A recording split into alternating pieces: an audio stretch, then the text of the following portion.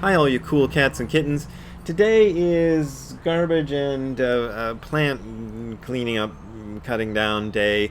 So there's just going to be a lot of noise on the background of this video, and I'll try to talk over it, but I've already stopped it a couple of times to try to wait for it to end, and it's just not going to end. So, the question I had recently was to talk about more about Buddhist cosmology. And I just finished this book last night, so I guess I know all there is to know about Buddhist cosmology. Now, this is the kind of book I'm reluctant to recommend broadly to people who might be viewing this channel. Not because it's bad, it's actually pretty good, but it's scholarship. It's Buddhist scholarship, which looks at Buddhism in a historical context and the myths and different things about it. And I don't know much about Akira Sadaka, but I do know Hajime Nakamura, who wrote the foreword. Akira Sadaka is the person who wrote the book. Hajime Nakamura is a well-renowned Buddhist scholar in Japan. I think he's passed away since then or whatever, sometime. But he was well-renowned, and I trust his work. But this is kind of written from the point of view of somebody who doesn't really understand Buddhism, but understands a lot about its history and mythology, and has read a lot and has a lot of knowledge. Another really good source for learning about Buddhist cosmology that I'll just tout right here is our very own Dave Cuomo from Angel City Zen Center gave a talk called Blinding Darkness, and that is up on our podcast at Angel City Zen Center, so I'll leave a link to that below if you're watching this on YouTube, so you can go and listen to that. It's about an hour long. The theme of the talk was Buddhist creation myths. And the sort of standard line you'll hear from, Wikipedia or whoever gives you just general information about Buddhism is that Buddhism has no creation myths. Actually, I haven't looked this up on Wikipedia, but I've seen books and things that'll say that. And that's sort of true and sort of not. There is a very famous story in which Buddha is asked about the origin of the world and where things are going and, how it all began and what's the general structure of the universe. And he refuses to talk about it, saying that these kinds of talks don't lead to the cessation of suffering, and that's what he's really all about. Well, as Dave points out in his talk, that's one part of the story, but there's other parts of the story in which Buddha he rambles on, at least, according to these latter-day disciples who recorded his talks 2 centuries after he gave them, based on an oral tradition. He talks a lot about creation and how things started and all that. And so that's kind of the foundational sort of cosmology you have. Now, the thing that interested me initially in Buddhist cosmology when I first got, into this stuff, when I first started learning about it, was the ideas of heavens and hells in Buddhism. Because I'd grown up with the sort of a standard issue Christian version in which God created 3 places, heaven, hell, and earth, right? And the earth is a testing ground where he sends each new soul to get tested, to see how they do, and after they die, they either get sent forever and ever to heaven or forever and ever to hell. And heaven is really great and hell is really awful. Well, that doesn't seem very fair. What if one person is like one, toke over the line, one masturbation session over the line and he gets sent to hell forever, whereas somebody who just, got interrupted when he was trying to masturbate that, on a different day ends up on the right, number of sins that he gets to go to heaven forever. That's just ridiculous. And I'm being facetious, but this idea that you can kind of decide that very quickly just doesn't make any sense to me. Now, what has the dog got in his mouth this time? It's like a pink thing. What has he got? Is that a flower? It's a face sponge. Okay, we got the sponge out of the dog's mouth. The Buddhists have a whole other thing. Like, here's one example from the book of a diagram of the various hells. So there's not just one heaven and one hell. There's multiple heavens and multiple hells, and the Saha world, this world, sits somewhere in between them, and it's usually considered by most Buddhists to be the best place to go. So it's better to be born in this world than it is to be born in one of the highest heavens, and certainly better than the deepest hells. And then you got stuff like this that goes into the dwellers, the different kind of creatures and beings that dwell in the various hells, and how big the various hells are and where they're located, and geez, how long a lifespan is there, and all kinds of crazy stuff. So it's very, very detailed and elaborate and much more interesting. And when I first learned about this stuff, which I didn't get a whole lot of detail when I first started,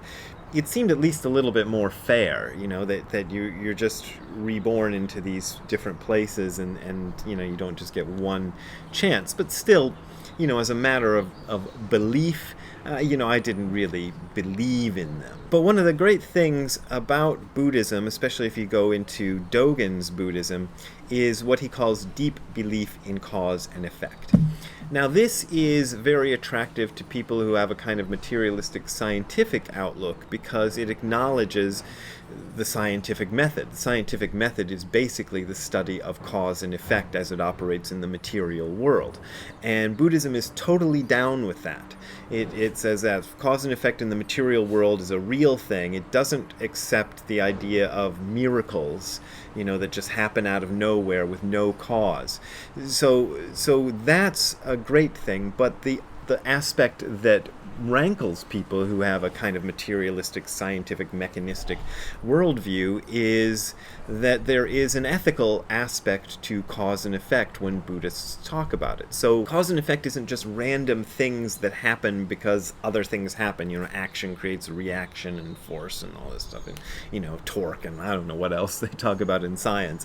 But there's also an ethical aspect, so that if you do an unethical action, you will receive a sort of, I don't want to say punishment, but you'll receive a bad effect from that action. And by the way, being born in heaven is not necessarily considered by the Buddhists to be something that happens as a result of good actions. You can be reborn in heaven because of bad actions, because heaven is a place where you become trapped by pleasures and the ability to fulfill desires, and it will eventually send you to hell. So the highest heaven leads you only one place, which is back into hell, because you won't have the wherewithal to do the sort of practices that are necessary to kind of get out of this wheel of cause and effect, and so on and so forth. Now, whether you believe this or not is kind of up to you.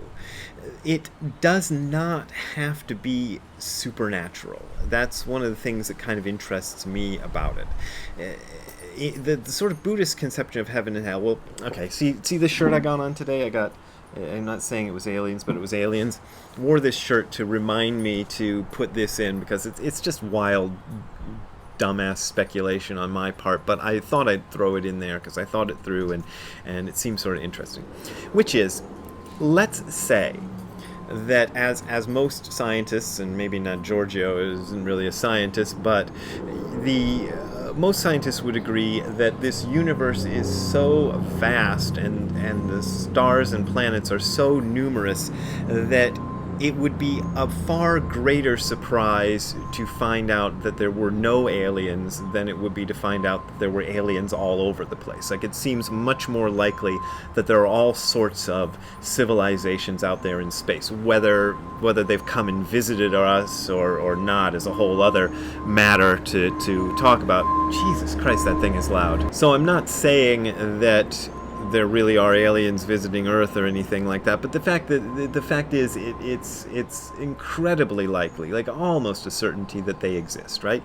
So, and it's almost a certainty that some alien civilizations are way more advanced than us. There must be alien civilizations out there for whom their equivalent of the year 2020 was 100,000 years ago, or 1,000,000 years ago, or 100 million years ago. So a civilization like that would be indistinguishable from heaven, to our eyes, because they'd have everything solved. There'd be no disease, no war. They'd probably live for tens of thousands of years in complete comfort and blah, blah, blah, on and on. And On the converse, there are probably worlds where it's incredibly awful to be. And if you kind of accept transmigration or reincarnation as a thing, which that takes a little bit of a leap of faith, I think. But the idea that one could exist on multiple places in this very universe that we can see all around us isn't too crazy, I think. The idea of reincarnation, though, is a big leap for a lot of people. And as I have said often on this YouTube channel and my books and everywhere else, I'm a bit of an agnostic when it comes to that.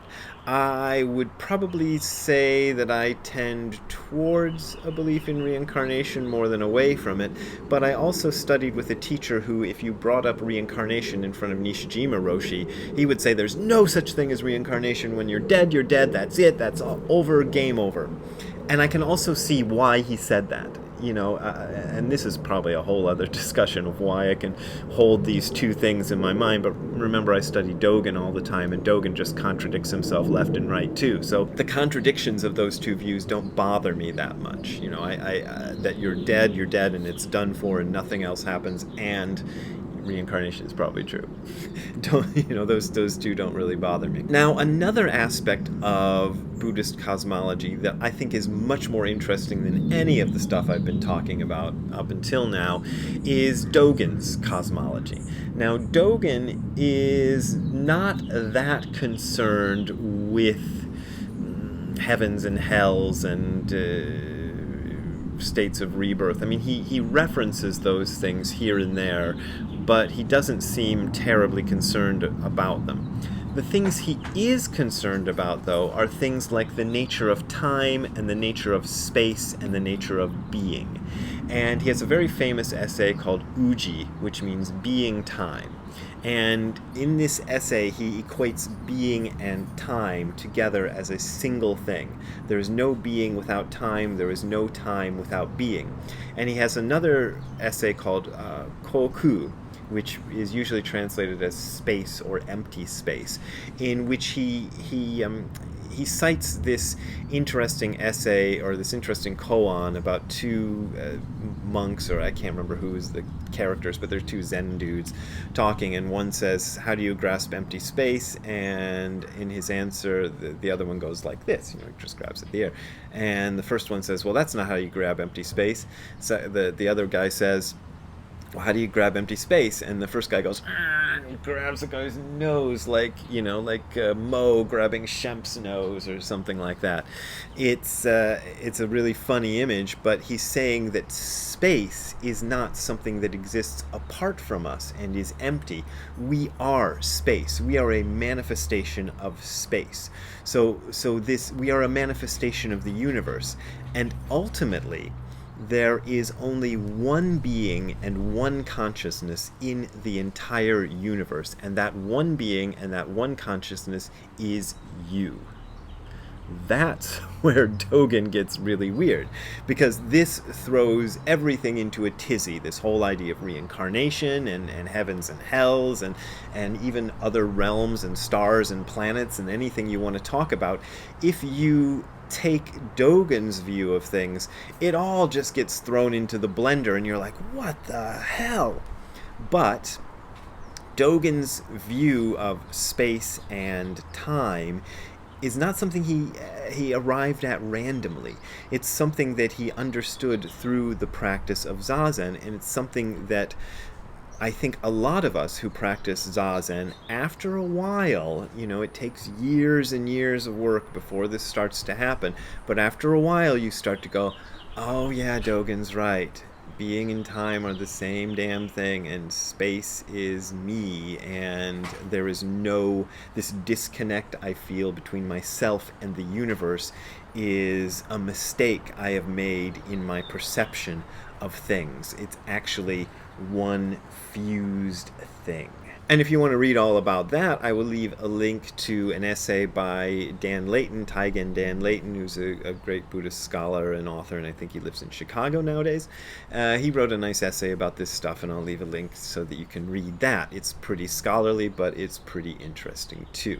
And if you want to see how science fits into this, here's I haven't read this yet, but I read enough of it to kind of get the gist of where it was going, and this is not a review, I'm just saying. It's kind of an interesting idea that the universe comes from nothing, that form is emptiness and emptiness is form, just like the Buddhists say. So Buddhism doesn't deny the materialistic way of looking at things, it just says it's incomplete. So the materialistic way of looking at things is very, very useful in certain areas. If you want to figure out how to build a rocket ship to go to the moon, you're going to want to study the material aspects of the moon and the rocket ship and the person who's going to go and all this stuff. If you want to figure out how to cure a viral pandemic that's raging through the world, you'd want to study the material aspects of the virus and how it proceeds and how it spreads, and you'd kind of focus solely on that and arrive at a conclusion. But even in these things, if you're going to take the Buddhist outlook, you'd say there's other aspects of that stuff that, in order to study the material aspect completely, you kind of have to ignore the other aspects of it, and you're not getting a complete picture when you just study the material aspects of the thing. That's what I wanted to say, and I think I probably just made a huge mess out of it and just came up with something that's incredibly confusing that nobody's going to understand, but that's the thing, and I'm going to stick with it, and I hope you enjoyed it. And if you have questions, send me an email or put a comment below, and I'll see what I can do about it. As always, I am supported by your donations via Patreon and PayPal, and as always, as I've been saying ever since this whole pandemic and lockdowns began, things have been reasonably stable. I'm one of the lucky ones in this, so if you don't feel like you can contribute, I think there's enough people to keep me afloat, at least unless they lock down forever, like some people seem to want to do. I should be okay, assuming we get out of this one of these days and donations can come back up. I don't know what the dog's barking at now, but at any rate, we will see you later. Have a good time all the time. Bye.